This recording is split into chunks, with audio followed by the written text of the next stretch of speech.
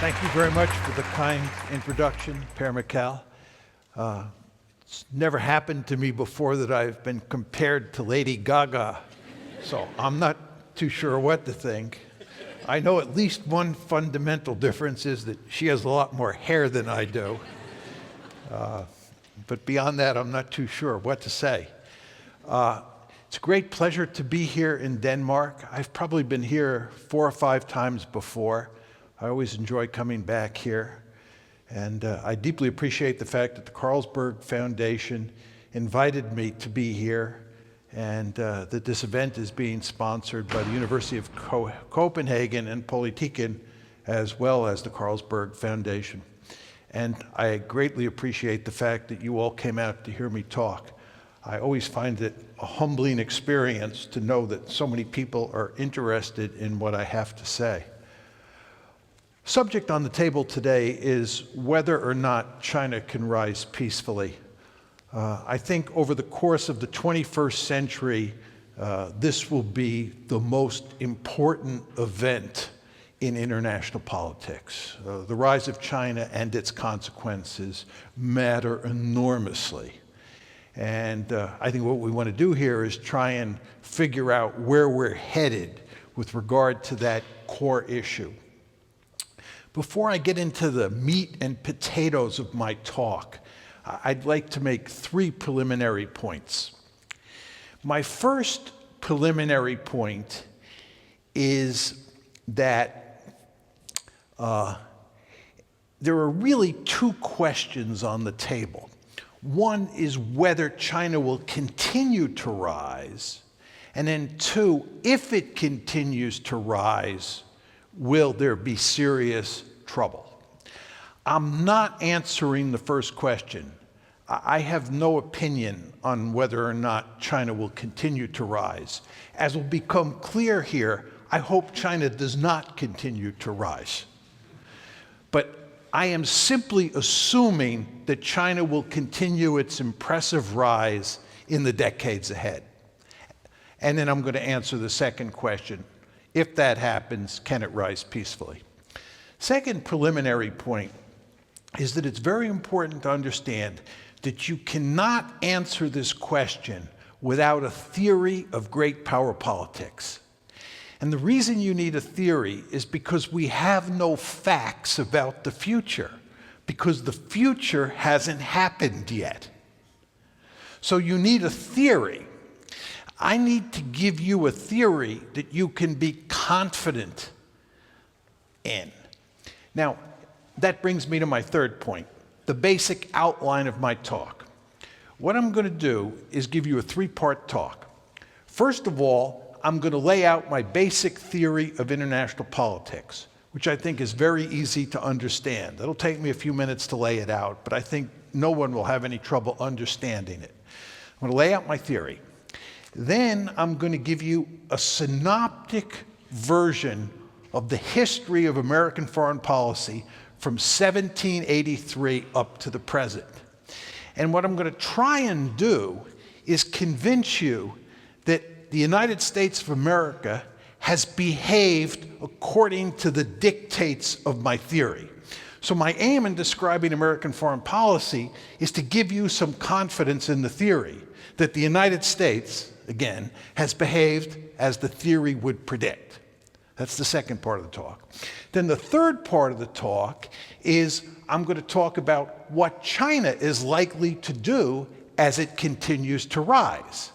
And the basic argument I'm going to make is that China is likely to imitate the United States and therefore act according to my theory. And I will also tell you how the United States is likely to react to China, because that's part of the theory as well. And in laying out the theory, giving you the American case, hopefully that will give you some confidence that my theory is correct. Now, let me lay out my basic theory of international politics. I start with 5 rather simple assumptions about international politics, about the structure of the world that we live in. I think these assumptions are rather non-controversial, But when you take the 5 assumptions and you put them in the blender and you hit the on switch and mix them up, you get in a lot of trouble. Okay? So what I first want to do is lay out what the 5 assumptions are, and then we can put them in the blender, hit the on switch, and I'll tell you what the trouble is. Okay? The first assumption is that the international system is comprised principally of states, and there's no higher authority that sits above those states. In the language of international relations, we refer to the world as anarchic. Now, anarchic in the minds of many people means murder and mayhem. That's not what I mean by anarchy. Anarchy, in my lexicon, is the opposite of hierarchy. It's to say there's no higher authority that sits above states. They are like pool balls on a table. Okay, so the system is anarchic. There's no higher authority. Virtually everybody who studies international politics agrees on that point. The second assumption I make is that states, all states, have some offensive military capability. Now, obviously, states like the United States have a lot more military capability than Denmark or Costa Rica or Belgium. The United States has a tremendous amount of offensive power. But Denmark, Costa Rica, they all have some offensive military power, some offensive military capability. Okay? So that's the second assumption. Third assumption is very important, and I'm going to spend a bit of time laying it out. It has to do with intentions. The second assumption had to do with capabilities. The third assumption has to do with intentions. And my basic argument is that states can never know, can never be certain about the intentions of other states. Now, why is that the case? The reason is that intentions are in the heads of decision makers, and you can't see them. Go back to the second assumption, which had to do with capabilities. You can measure capabilities because they are material things that you can see and count. Intentions cannot be seen. Again, they're in the heads of policymakers. During the Cold War, when we used to do intelligence assessments of the Soviet Union, we could always count how many tanks they had, how many SS-18s they had, how many attack submarines they had. We were very good at assessing the capabilities of the Soviet military. We could never agree on what the intentions were of Soviet leaders. Who knew for sure what Leonid Brezhnev's ultimate intentions were? Was he interested in maintaining the status quo? Was he interested in changing the status quo? Did he have benign intentions? Did he have malign intentions? We had endless debates about this. We could never be certain about his intentions.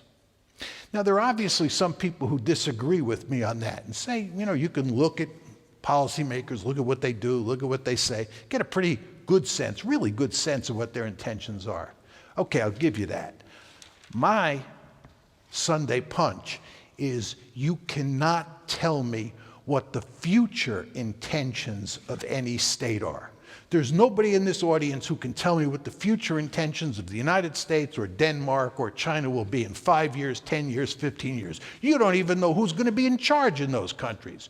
You don't even know what the environment is going to look like that those countries are operating in. There's no way of knowing future intentions. Now, a good way to illustrate this is to talk about a subject that has nothing to do with security, and that's divorce. Whenever any two people get married, they have very good intentions towards each other. Hopefully. I mean, I can't imagine anybody getting married who doesn't love the other person, right? But if you think about it, and this is a very depressing subject, in the United States, we have something approximating a 50% divorce rate. You know what that tells you? That tells you you can never be certain about the intentions of the person you're marrying. You could marry somebody who you think is wonderful, who turns out to be Attila the Hun over the long term. This could happen. This is not to say, I want to be very clear here, this is not to say that will happen. It's to say you can't be sure it won't happen. You can never know future intentions with a high degree of certainty. So what I've done here is I've laid out 3 assumptions. 1, we live in an anarchic system. There's no higher authority. States are the principal actors. No higher authority sits above them. 2, all states have some military capability, and there are a few of them that have a lot of military capability. 3rd assumption is you can never be certain about intentions today, and you certainly cannot be certain regarding intentions in the future. First 3 assumptions. 4th and 5th assumption, pretty straightforward. 4th assumption is that survival is the principal goal of states. And this makes perfect sense. If you don't survive, you can't pursue any of your other goals. So survival always has to be the highest goal. 5th goal is that states are basically rational actors. They're strategic calculators, right? They're pretty good, if not good, at coming up with strategies or policies that maximize their prospects of survival. So there are the 5 assumptions. Anarchy, all states have some offensive capabilities. You cannot be certain about intentions. Survival is the principal goal.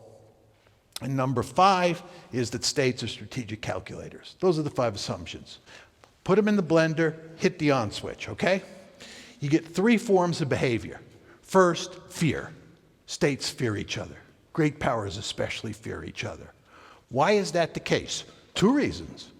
You might end up living next door to a state that has a lot of offensive military capability and malign intentions towards you. As I say to students, you might end up living next door to Nazi Germany, or even Imperial Germany, or Napoleonic France. You never know. And states therefore worry. And the second reason they worry, the second reason that states fear each other, is that if you get into trouble, there is no higher authority to turn to. The system is anarchic. So states fear each other. Of course, the level of fear varies from case to case, but there's always that residual fear, especially among great powers. Second form of behavior you get is you get what we call a self-help system. States understand, as my mother used to say when I was a little boy, God helps those who help themselves. It's a self-help system. There's no higher authority. You have to take care of yourself. The third form of behavior that you get is that states quickly understand that the best way to survive in the international system is to be really powerful, because nobody fools around with really powerful states. I want to ask you, how many Americans do you think go to bed at night worrying about Canada or Mexico attacking us, or Guatemala or Cuba? Nobody in the Western Hemisphere would dare attack the United States. Why is that? Because the United States is Goliath. It is huge. It has a tremendous amount of military capability. No state in its right mind in the Western Hemisphere would pick a fight with the United States. All of this is to say, it makes perfect sense, doesn't it, that the best way to survive in an anarchic system where you can never be certain about the other intentions, the intentions of other states, is to be, as we used to say on New York City playgrounds when I was a boy, the biggest and baddest dude on the block. Nobody fools around with you, right? So what I'm telling you is you get 3 forms of behavior when you mix those 5 assumptions up. 1, states fear each other. Number 2, they understand it's a self-help world. And number 3, they understand in that self-help world that the best way to survive is to be a hegemon. Now, what exactly does that mean? Because this is very important. My argument is the globe is too big for any state, even the United States of America, to be a global hegemon. The best you can do is to be a regional hegemon. In other words, you can dominate Europe, you can dominate Asia. You may be able to dominate both Europe and Asia, as the Soviet Union tried to do if you're located in both of those regions. You want to dominate the Western Hemisphere if you're the United States. You want to dominate your region of the world. That is feasible. Okay, so that's the principal goal. The second goal is to make sure no other country dominates its region of the world the way you dominate yours. You're probably saying, why is that the case? It's pretty commonsensical why a country would want to dominate its region, why it would want to be the most powerful state in its region in this anarchic world. But why do you care about whether another state dominates its region? Here's the reason. Think about the United States. Hardly any Americans ever ask themselves, why is it that the United States wanders all over God's little green acre, sticking its nose in everybody's business? You understand that the United States thinks it has the right, the responsibility, and the capability to run the world. We have the right, the responsibility, and the capability to interfere in the domestic politics of every country on the planet. We have the right to have forces all over the world. Why is that the case? It's because we have no security threats in the Western Hemisphere, and we are free to roam around the planet. If the United States faced security threats in the Western Hemisphere, we would not be free to roam. We would not be here in Europe with military forces if China was on our border. It's very important to understand that. This means that what you want to do is you want to have regional hegemony, and you want to make sure that no other country has regional hegemony, because it will then be free to roam into your neighborhood. Right? Just think about the Chinese. It drives them crazy, right? That we have military forces right on their coastline, that we're in their face. Just think about the Russians. They hated NATO expansion. They hated EU expansion. We're coming right up to their borders, right? Why? Because we're free to roam. So from an American point of view, what you want is a situation where you dominate the Western Hemisphere, you can roam, but nobody can roam into your backyard. Right? That's the basic logic. That's how I get those 5 assumptions. You mix them up, you get fear, self-help, and maximizing power. And maximizing power means, number 1, being a regional hegemon, and number 2, making sure you don't have a peer competitor. That's my theory. Now, let me tell you about the United States of America. And again, you want to remember what I'm trying to do here is I'm trying to convince you that if you look at American foreign policy since 1783, when we got our independence, and how we've behaved over time, we've behaved according to this theory. Right? And again, I want to give you confidence, so when I go to China, you feel that the story I'm telling you is at least plausible. When the United States was finished fighting with Britain and got its independence in 1783. It was basically comprised of 13 measly colonies strung out along the Atlantic seaboard. Over the course of the next 60 to 70 years, the United States marched across North America, murdered huge numbers of Native Americans, stole their land, took from Mexico what is today the southwest of the United States. This was a policy called Manifest Destiny. We invaded Canada in 1812, and as many of you probably know, our principal goal was to make Canada part of the United States. The reason that Ottawa is the capital of Canada today and Toronto is not is that the British, who then controlled Canada, expected us to pay a return visit, and they didn't want their capital too close to the American border. So they put it in Ottawa, and there are all sorts of obstacles that were then built in Canada to deal with an American invasion. For better or for worse, we never conquered Canada. We would have conquered virtually all those islands in the Caribbean were it not for the slavery issue.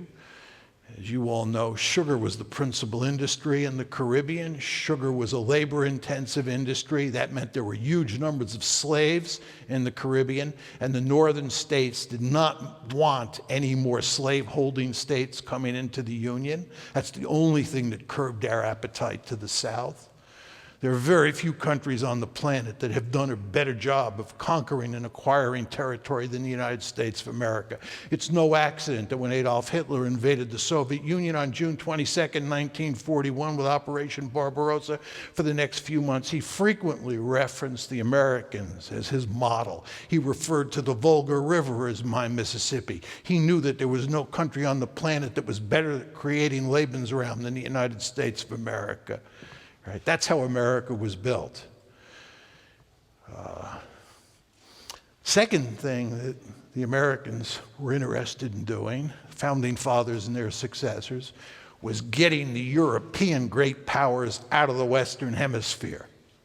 Right? This is called the Monroe Doctrine. As you all know, in 1823, old James Monroe, he was president of the United States, basically said in so many words to the European great powers, we're not powerful enough to throw you out now, but we're eventually going to throw you out, and you are not welcome back. This is our hemisphere. We plan to run it, and we want you out. I'm old enough to remember the Cuban Missile Crisis when the Soviets had the audacity to put nuclear missiles in Cuba. This is categorically unacceptable to the United States. The idea that they could put missiles in the Western Hemisphere, the idea that they could form a military alliance with another country. We still haven't gotten over what happened with Cuba. We still have nothing approximating normal relations with Cuba because they dared to challenge the Monroe Doctrine. Right? So what happened here is that by 1900, the United States had effectively established hegemony in the Western Hemisphere. In the wake of the Spanish-American War, I think you can say we were a regional hegemon, the only regional hegemon in modern history. But as I told you, great powers have two goals. One is to establish regional hegemony, and two is to make sure they don't have peer competitors. There were four potential peer competitors in the 20th century: Imperial Germany, Imperial Japan, Nazi Germany, and the Soviet Union. The United States played a key role in putting all four of those countries on the scrap heap of history. We entered World War I in April 1917 when it looked like Germany was going to win the war, and I believe that we played the decisive role in tipping the balance in favor of the Allies. I believe had we not come in April 1917, the Germans with the Ludendorff offensives in March 1918 would have won the war. The Americans tipped the balance. We were not going to tolerate Germany dominating Europe. In World War II, we beat the Japanese almost single-handedly, and we played a key role, the Soviets played the key role, in defeating Nazi Germany here in Europe. And during the Cold War, the United States, of course, played the key role in containing the Soviet Union, and then it helped usher the Soviet Union down the toilet bowl in 1991. The United States does not tolerate peer competitors. I think if you look carefully at how the United States has behaved over time, the United States has been one of the most ruthless great powers in modern history, and it's behaved according to the dictates of my theory. This brings me to the third part of my talk, China. As I said to you before, the Chinese are going to imitate what the United States did. And as my theory would predict. What does that mean? First of all, they're going to try to dominate Asia, right? If you go to China and you say to the Chinese, you have two choices. You could be 10 times more powerful than Japan, or Japan could be 10 times more powerful than you. Do you care? Here in Europe, you would say, I don't care, because your brains have all been infected with this liberal ideology that tells you that the balance of power doesn't matter. It's all peace, love, and dope, and people like me are relics from the 18th century, right? I'm sorry, that's not the way it works in China, right? That's not the way it works in China. Chinese are very concerned about being powerful. They're very upfront about it. You know, the Chinese are my kind of people. When I come to Europe, I'm not really dealing with my kind of people. And when I go to Washington, it's like I'm on Jupiter, right? I go to China, go to Russia, go to Iran. These people, they're realists at the core. The Chinese understand the importance of being really powerful. They do. They understand what happened when they were not powerful. They refer to it as the century of national humiliation. From the late 1840s to the late 1940s. They were weak. And when they were weak, they were exploited by the European great powers and by the Americans. The two real bêtes noires in the century of national humiliation narrative are Japan and the United States. Right? And the Chinese talk about the century of national humiliation all the time these days. They have every intention of making sure that they are 10 times more powerful than Japan and that the reverse is not the case. They do not want Japan to get nuclear weapons. They want their nuclear weapons. One of the principal reasons they're so upset with Kim Jong-un is that he's threatening South Korea and Japan, and they're afraid that might lead the Japanese to acquire nuclear weapons, which is the last thing they want. They want a gap, a power gap between Japan and China that's really huge. You can't blame them. The best way to survive in an anarchic system where you can't be certain about the intentions of other states is to be really powerful. This lesson's not been lost on the Chinese. So they're going to build a lot of powerful military forces. Right? Second thing they're interested in doing, and they'll tell you this behind closed doors, is they want to push the Americans out of East Asia.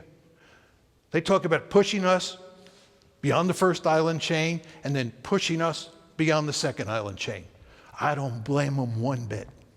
If I were a national security advisor to Xi Jinping and China, I'd say, let's start thinking about ways to get the Americans out of here. I would not want the Americans in my backyard any more than I, as an American, want the Chinese in my backyard or wanted the Soviets in my backyard when I was young. I like the Monroe Doctrine. Why shouldn't they have their own version of the Monroe Doctrine? The Japanese in the 1930s explicitly talked about having their own Monroe Doctrine. You're probably shocked to hear that. But great powers don't like other great powers in their neighborhood if they can get them out. Again, we have the Monroe Doctrine. Why shouldn't the Chinese? As my mother used to say when I was a little boy, what's good for the goose is good for the gander. So if we can have a Monroe Doctrine, ladies and gentlemen, you should expect them to have one. They're going to try and push us out. Right? They're going to try and dominate Asia. They're going to try and be a regional hegemon. This raises the obvious question. What is Uncle Sam likely to do? Well, I told you what my theory predicts, and I told you what happened in the 20th century with regard to Imperial Germany, Imperial Japan, Nazi Germany, and the Soviet Union. We don't tolerate peer competitors. We're going to get in their face. We're going to contain them. We're not going to let them dominate East Asia. And we're not going to let them dominate East Asia because we know that they're already building a blue water navy. They're already talking about building significant power projection capability. And if they have significant power projection capability and they have no security threats in their region of the world, they're free to roam. Free to roam where? Free to roam into the Western Hemisphere. Maybe form an alliance with Canada, form an alliance with Mexico. Whew, we will not tolerate that. You probably all thought that we could have NATO expansion and EU expansion into Ukraine and Georgia, and that the Russians were just going to throw up their hands and surrender. It didn't happen that way, did it? You saw what the Russians did? See what a giant mess we created? We don't want that in the Western Hemisphere. We want to keep the Chinese from dominating East Asia. So what we're going to do is we're going to put together a balancing coalition. We're in the process of doing that already. And we're going to do everything we can to contain China. What do you think China's neighbors are going to do? China's neighbors, except for a few countries like North Korea, I think Pakistan, Laos, and maybe one or two others, except for them, virtually all of China's neighbors will join a balancing coalition with us.